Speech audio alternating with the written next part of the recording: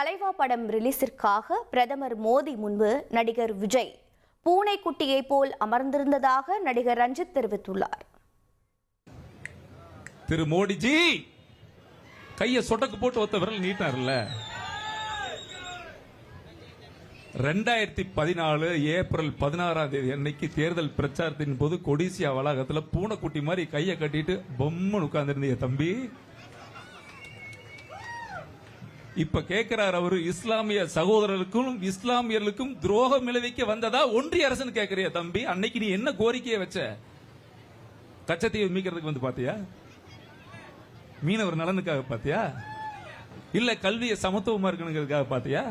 இல்ல கள்ளச்சாராயம் அதிகமாகி போயிடுச்சு தடுக்கிறதுக்காக பாத்தியா? எதுக்குடா வந்து பார்த்த? தலைவா உன் படம் ரிலீஸ் ஆகணும், தலைவான்ற படம் ரிலீஸ் ஆகிறதுக்காக பார்த்த. நடுவில் கொஞ்சம் பக்கத்தை காண தம்பி மறந்துட்டாருன்னு நினைக்கிறேன். பிரெயின்ல பிரச்சனை இருக்குன்னு நினைக்கிறேன் நான்.